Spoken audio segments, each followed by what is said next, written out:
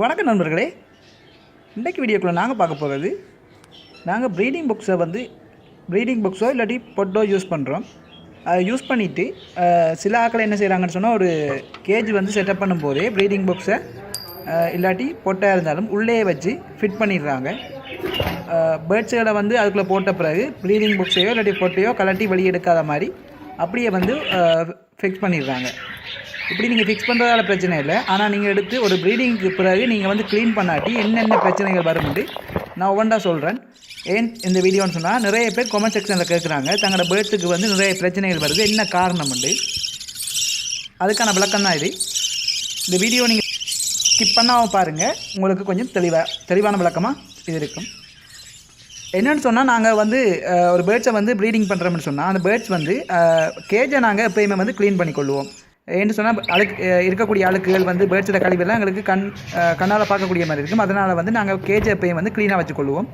அடுத்தது வந்து கேஜுக்குள்ளே எறும்பு வந்தாலோ இல்லாட்டி ஏதாவது பள்ளியோ ஏதாவது வந்தாலோ எங்களுக்கு தெரியும். அதனால் வந்து எப்பயும் கேஜை க்ளீனாக நீட்டாக வச்சுக்கொள்வோம். அதே மாதிரி வைக்கக்கூடிய திணை வைச்சோம்னு சொன்னால் திணையை வந்து ஊதி போட்டு நீட்டாக வைப்போம். அதே மாதிரி தண்ணி வைக்கிற பாத்திரத்தையும் வந்து நீட்டாகவே கழுவி போட்டு டெய்லி வந்து தண்ணி வைப்போம். இதனால் வந்து கேஜ் வந்து எப்போயுமே க்ளீனாக இருக்கும். பட் வந்து ப்ரீடிங் பாக்ஸாக இருந்தாலும் சரி பொட்டாக இருந்தாலும் சரி, அது வந்து ஒரு குஞ்சு பறிக்கிற நேரத்தில் அது வந்து அதில் கழிவுகள் வந்து ரொம்பவே அழுக்காக இருக்கும். உள்ளுக்குள்ளே நீங்கள் எடுத்து பார்த்தீங்கன்னா சொன்னால் தெரியும். ஏன்னு சொன்னால், இந்த வீடியோஸில் பாருங்கள் தெரியும். அது போடக்கூடிய கழிவுகள், அந்த குஞ்சு போடக்கூடிய கழிவுகள், அந்த பேர்ட்ஸோட கழிவுகள் எல்லாமே சேர்ந்து ஒரு சுற்றி வந்து ஒரு போர்வையாக கிடக்கும். அது வந்து ஒரு சிக்கு இருக்கும்போது நீங்கள் க்ளீன் பண்ண தேவையில்லை. ஏன்னு சொன்னால், அதில் வந்து ரொம்பவே கழிவுகள் இருக்காது. ஃபஸ்ட் டைமாக இருக்கிற கழிவுகள் வந்து அவ்வளவு வந்து அதை பாதிக்காது. இதே வந்து நீங்கள் ப்ரீடிங் முடிஞ்சு அந்த சிக்கெல்லாம் வெளியே வந்த பிறகு அதை எடுத்து நீங்கள் க்ளீன் பண்ணாட்டி அந்த பானையில் வந்து நிறைய பாக்டீரியாக்கள், கண்ணுக்கு தெரியாத கிருமிகள் நிறையவே இருக்கும். இப்படி இந்த கண்ணுக்கு தெரியாத கிருமிகள் என்ன செய்யும்னு சொன்னால், நீங்கள் ஒருக்கா வந்து ப்ரீடிங் பண்ணி முடிச்சிட்டீங்க சொன்னால், அடுத்த ஸ்டேஜில் வந்து ப்ரீடிங் பண்ணும்போது பேர்ட்ஸ் வந்து தொடர்ந்து வந்து அதுக்கு அந்த பானைக்குள்ளேயே போய் எக் வைக்கும்போது அந்த எக்கில் வந்து நிறைய பாக்டீரியா வந்து அந்த எக்கில் வந்து எக்குள்ளே போகும். இப்படி எக்குள்ளே போகிறதால வந்து நிறைய வந்து பிரச்சனை வருது. நீங்கள் ஃபஸ்ட் டைம் ப்ரீட் பண்ணும்போது ஒரு 4 எக் பொறிக்கின்னு சொன்னால், நீங்கள் அடுத்தடுத்த ப்ரீடிங்கில் வந்து பானையை நீங்கள் க்ளீன் பண்ணாமல் வைக்க அது ஒரு 2 எக் தான் பொறிக்கும். ஏன்னு சொன்னால், மிச்ச எக்குள்ளே வந்து பாக்டீரியா போயிடும். பாக்டீரியா போச்சுன்னு சொன்னால் அந்த எக்கை வந்து பழுதடைய செஞ்சிடும்.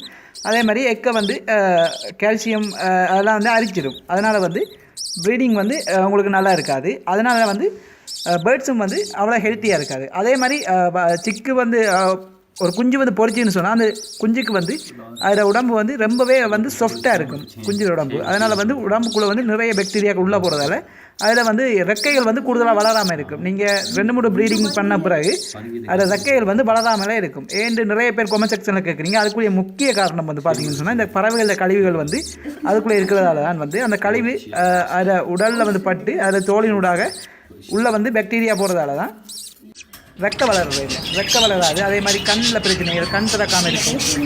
பேர்ட்ஸ் வந்து சின்ன பறவைகள் வந்து ஹெல்த்தியாக இருக்காது.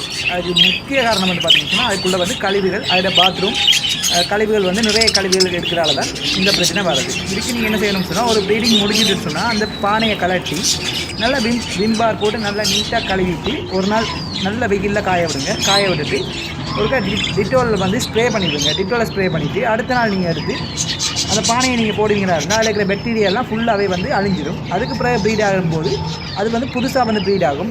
அதில் எக் வச்சா கூட அந்த பானை வந்து நல்ல டெம்பரேச்சர் மெயின்டைன் ஆகும். அதே மாதிரி எக் வந்து நல்லாவே பொரிக்கும். அதே மாதிரி வரக்கூடிய சிக்கும் வந்து நல்ல ஹெல்த்தியாக இருக்கும். இதை நீங்கள் மெயின்டைன் பண்ணி செய்யாமல் இருந்தீங்கன்னு சொன்னால் தான் இதே மாதிரி பிரச்சனைகள் நிறைய வரும். அதே மாதிரி பேர்ட்ஸ் வந்து நிறைய பேர்ட்ஸ் வந்து எக் வைக்கும்.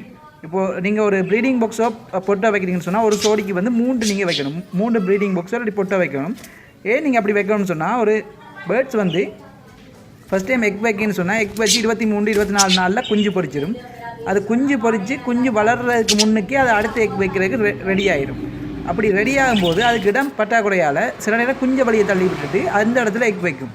ஏன்னு சொன்னால், நீங்கள் வைக்கக்கூடிய ப்ரீடிங் பாக்ஸு இடம் வந்து வேறு எங்கேயுமே வந்து அது எக் வைக்காது. எக் வைக்கிறதுக்குரிய இடமும் இல்லைன்னு சொன்னால் அது வந்து குஞ்சை தள்ளி விட்டுரும், இல்லாட்டி முட்டையை தள்ளி விட்டுரும். அந்த குஞ்சையும் பராமரிக்காது, இருக்கக்கூடிய முட்டையும் வந்து அழகாக்காது. அதனால் வந்து நீங்கள் போதுமான அளவுக்கு அது எக் வந்து வைக்கக்கூடிய மாதிரி ஒரு 2 ஜோடிக்கு ஒரு 3 ப்ரீடிங் பாக்ஸோ இல்லாட்டி பொட்டோ வைக்கக்கூடிய மாதிரி செட் பண்ணுங்கள். இப்படி நீங்கள் செய்கிறதால வந்து நீங்கள் ஈஸியாக வந்து அது போடக்கூடிய முட்டையை வந்து குயிக்காக வந்து எல்லா முட்டையும் நீங்கள் பொறிச்சு எடுக்கக்கூடிய மாதிரி இருக்கும். இதை வந்து ட்ரை பண்ணுங்கள். உங்களுக்கு ஏதாவது டவுட்ஸ்னு சொன்னால் கமெண்ட் செக்ஷனில் கேளுங்க. அதே மாதிரி இந்த வீடியோ பிடிச்சதை லைக் பண்ணுங்கள். இது போன்ற வீடியோக்கள் டெய்லி பண்ணணும்னா நம்ம சேனலுக்கு சப்ஸ்கிரைப் பண்ணுங்கள். தேங்க்ஸ் ஃபார் வாட்சிங்.